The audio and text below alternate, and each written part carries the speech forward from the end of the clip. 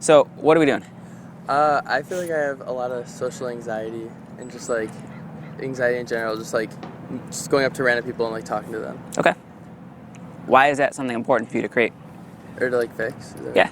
I don't know. Like for me, like I feel like I'll be at the gym and I'll like want to like work out and like do something. I'll be like, oh, are people judging me? Like, are they like looking at me weird? Like, am I doing this right? And I mean, that's just like one thing, but it's just everything. Even like collabing with people or like YouTube and stuff. It's like, oh, I want to make a video, but I'm just too scared to like talk to them. You Yep. know?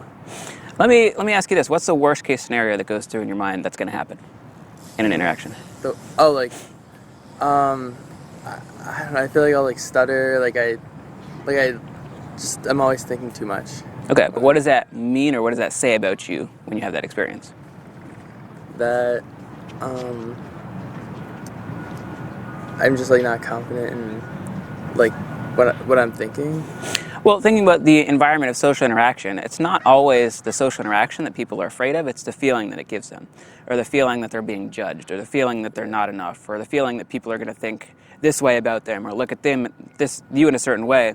So when you have that hesitancy about approaching somebody, what's the feeling that goes on in your mind that creates this worst case scenario that you expect to happen? Anxiety.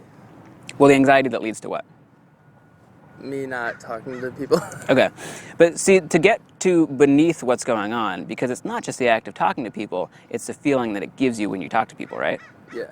Because you're talking to me right now, and we haven't met before doing this, but you're comfortable talking to me. Right. Because the feeling of being judged is not there in the moment. Or is it? I don't know. No. It's not okay. But when you go up to a stranger, is there the feeling of the fact that they might judge you or look at you or think about you in a certain way? Yeah. Okay. Now, we just did some hypnosis with him earlier. I talked about hypnosis being a belief. That we believe, whether it's true or not, we still believe it. And so right now, your mind is simply just hypnotized yourself to think that when you interact with a stranger, it creates this feeling of social anxiety, creates this feeling, this expectation that they're going to judge me, they're going to think about me in a certain way. But that's not true. It doesn't matter if it's not true, though, because your mind thinks it's true because it's believed it so much. Right. But going back to that idea that it's our beliefs and our experiences, even when they're not true, they create our life and our reality. We have this belief that we think this person is judging us. We start to go up to them, and maybe they're distracted by their own thing, but we take that and we receive it as if it was judgment, and we validate our own belief. I knew it. I knew they judged me. I knew, oh my God, I can't believe I did that. I shouldn't have approached them. Oh, I was right. Right. But the truth is, not the truth that your mind has believed up until now, but the truth is almost everybody in the world is far too concerned with themselves to be judging other people. Right. Think about this, when you're in public, are you judging people constantly? Not really. Not really. When somebody comes up to you, are you immediately judging them? Who are they to come up to me? What are they doing? Are you thinking about that? No. No.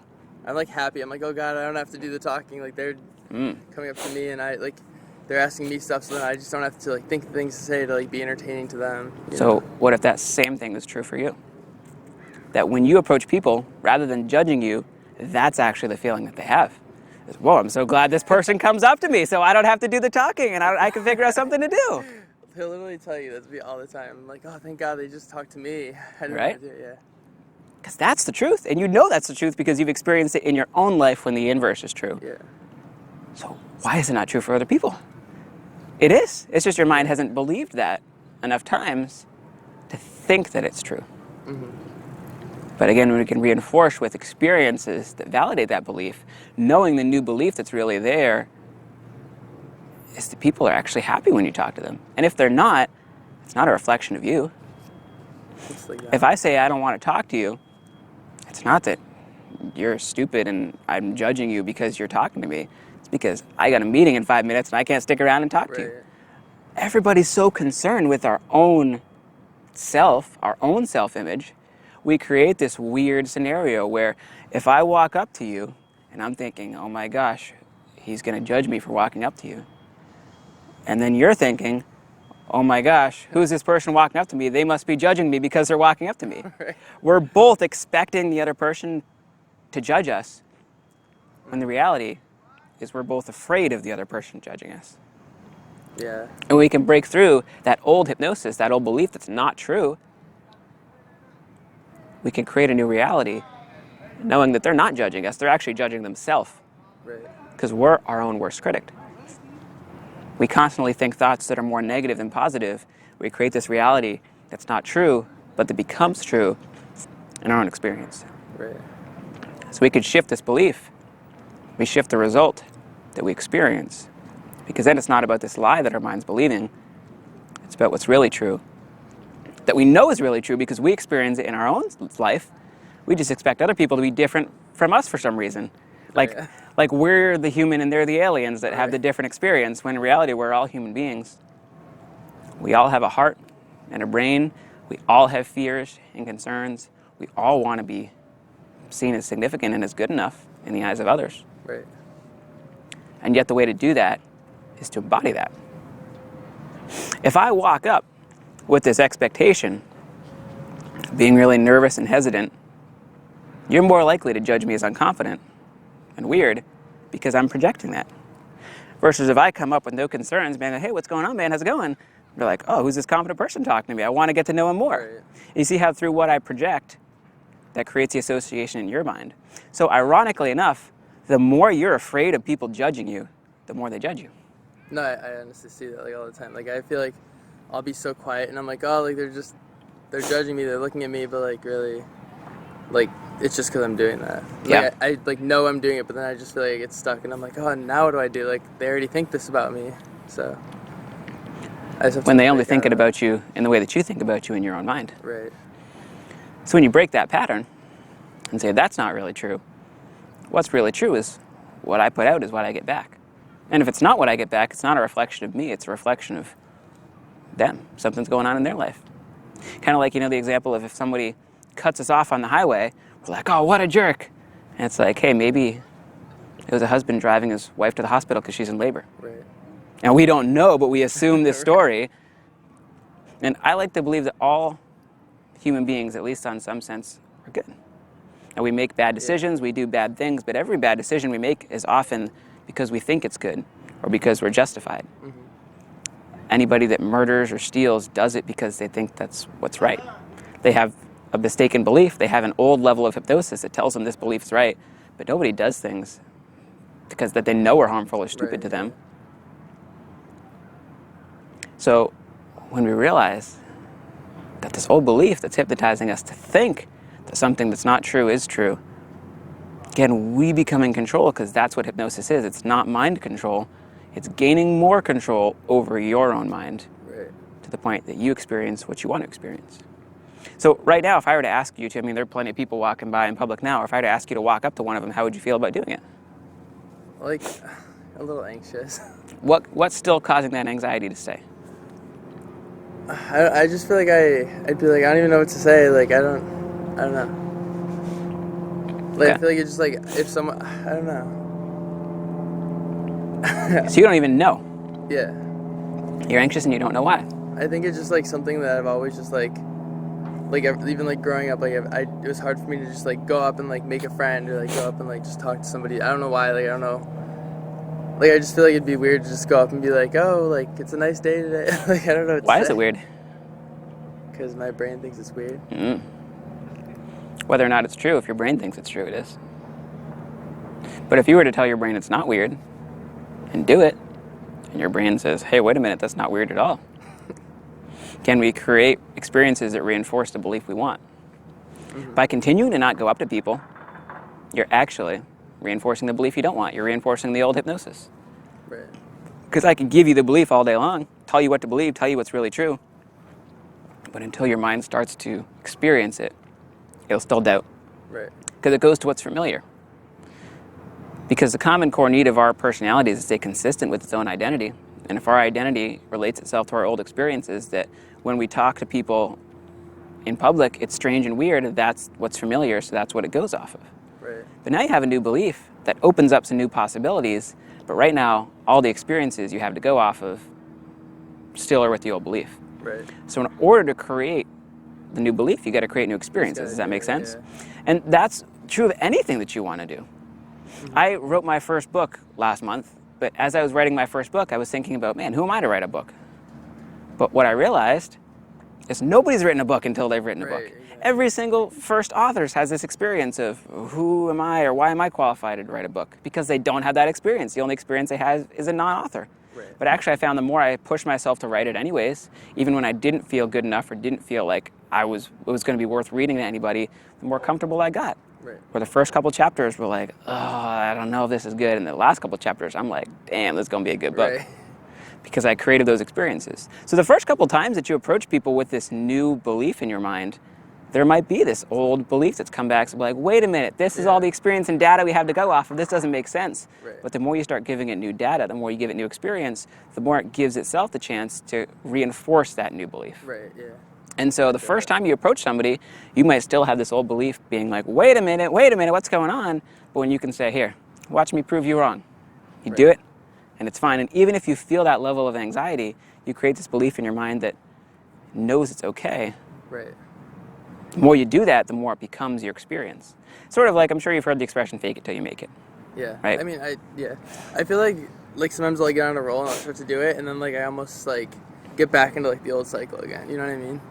Like, I feel like I've almost like started to do it, and I'm like, oh, I'm gonna get at this, and then like something happens where it is awkward, and then I like go back, and I'm like, oh, I'm gonna like shelter myself again, you know? Yeah. But I seem to like Because get through it. again, your brain relates to that old experience. Yeah. It says, here's 10 times where I was embarrassed because I didn't even give myself the chance to be confident. Yeah. And then here are 3 times I become confident, and 1 time I get embarrassed. Your brain's like, wait a minute, I can do the math. That like proves that this works. Yeah. And then we say, all right, I knew I was wrong. But if you refuse to let yourself have that old belief, then you tell yourself, it doesn't matter. That's the abnormality. Right. If you're confident 3 times and then you're unconfident, you tell yourself, like you just said, you get on a roll and then you have 1 bad experience and it throws you back into the loop. Yeah. The truth is, numbers-wise, you far outweighed experiences of being confident than unconfident. Right. But your brain wants to think that the reverse is true. And so if you continue to tell yourself what's true, that becomes the new normal. And it's not just fake it till you make it, it's actually fake it until you become it. Right. Until you've experienced it so much, like in what I do right now. I actually used to be a super shy, quiet, introverted kid, super nervous about walking up to people in public. And now if you watch my videos online, you see I do street hypnosis all the time where I walk up to strangers. You couldn't even tell because I've reinforced that belief in my own life that there's no negative consequences. Sure, when I do street hypnosis, when I walk up to people and ask a random stranger, hey, can I hypnotize you? Right. That's pretty weird. But not if I tell myself it's not. Right. If I can go up and be friendly and be open and be like, hey, this is what I'm doing, do you want to be a part of it? Even when people reject me. I even have videos of me getting rejected online where you can see I'm super polite. I'm like, hey, it's all good, no worries, have a good day. Yeah. Because I don't associate the rejection with me, I associate it with the idea, the experience. They just don't want to be hypnotized and that's fine.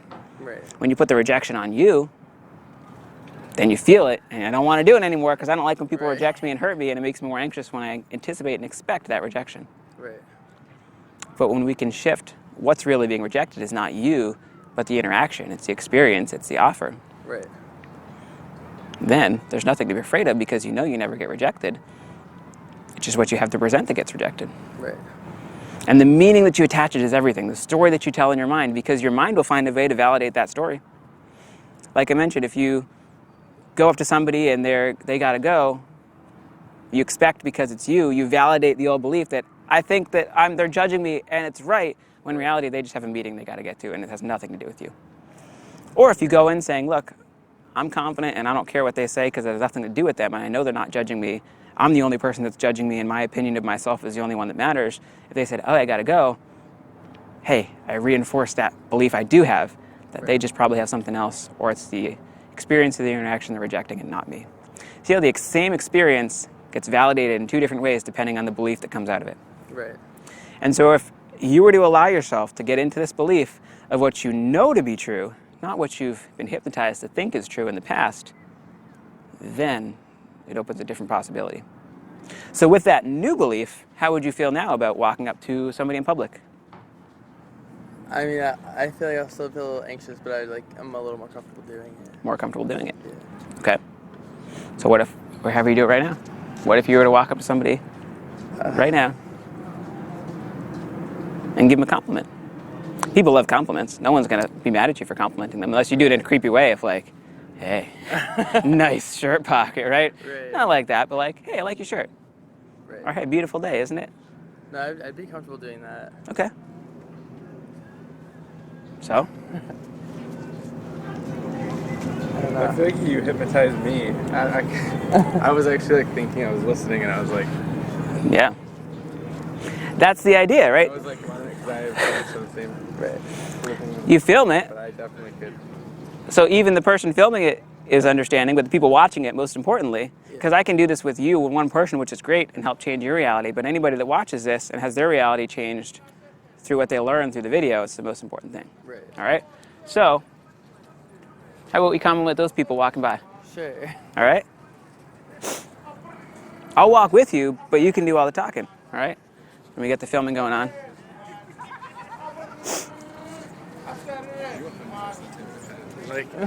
Like at that too, because I was like focusing. I don't know. I don't know why I get so nervous. I don't know why. Like how am I going to cry? Well, next person. Well, create this expectation for what you think you're going to say. Ask what type of bike that is. She has. No, I feel like it's not like it's like if you told me to say something, I would just say it. But I feel like Yeah. it's like in my brain, I'm like, oh, that's stupid. Like I know it. Like I understand. But like I was like looking at her, I was like, I don't know what to say. Like I'm just like this. I'm like so much younger than her, and I'm just telling her like her dress. And, Yeah, right? Well, because we create this expectation when we get in analysis paralysis and we overthink it, then we get caught up in our own head. Yeah. But if we were to ask this gentleman right here, oh, he's a little in his own world. Never mind.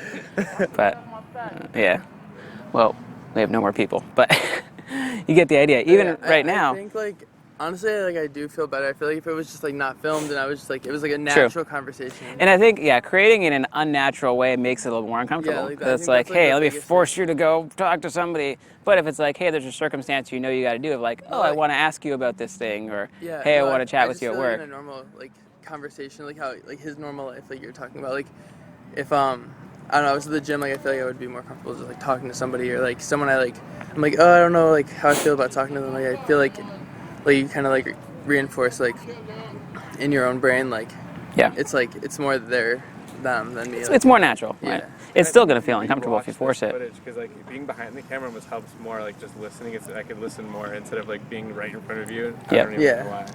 Yeah, true. But what do you feel already, even without having reinforced the experience yet? But as you know in your day-to-day life, as you reinforce it, you can in a natural way, not in an unnatural way, where I shouldn't have made you try to walk up to a stranger in an unnatural way, because that's going to reinforce the negative experience. But you get what I'm saying. Yeah, right? Hey, wait a minute. They're just like passing by. Exactly. Like, I feel like if it was just like someone was like standing there, like I would feel like more confident. Or like I feel like I'd be like, oh hey, we're just doing like a quick video. Like I was like anxious. Like I feel like I'd be comfortable just like doing it. And like if they think it's weird, like So like doing something that's on them. Yeah. Exactly, in a natural way. But even without having reinforced that yet, what do you feel shifted inside of you through that conversation? I just feel like it made me realize like it's like I am just like all like in my own head the whole time, and like I don't know, I'm always around him, and like that's like we're always opposite. Like he'll be the one that just goes up and he'll just talk to everyone, and I'll be like, oh, like say this to him because I'm too scared. But I feel like in reality, like he'll do it, and like it might be a little awkward, but then like no matter what, we have like the conversation anyways, and I shouldn't be scared to do that too. There you go. But now that you know it beyond just not, you shouldn't be scared. You know that you aren't anymore. Yeah. But the more you reinforce it, the more you'll validate that own belief. Because right now it's just a belief and an idea. And some part of your mind still wonders if this is even true, or if it's even going to work, or okay. But when you can allow yourself, like you said, to get out of your head, because there's an old expression that says when you're in your head, you're dead. Right. But when in your heart, you're smart. When you can trust what your heart knows is true, is that people aren't judging you. You're the only one judging yourself and projecting their judgment on you. Mm-hmm. And the more you anticipate it, the more you hypnotize yourself to believe it, even though it's not true. Right. In a way, you're sort of hypnotizing them to judge you by expecting them to judge you, because all of our expectations become self-fulfilling prophecies. Right. But now, again, by taking back the control, because it's not me mind controlling you, it's you taking back the control of saying, look, no longer am I letting myself be hypnotized by this old belief, by this past anxiety or fear or nervousness about being social. But now you can reshape and reframe, take back the control to your own belief to say, this is the life I want to create, this is the belief that's going to help me get there, and I'm going to make that happen. Right, yeah. Make sense? No, it makes so much sense. All right. Cool, my friend. Thank you. There we go.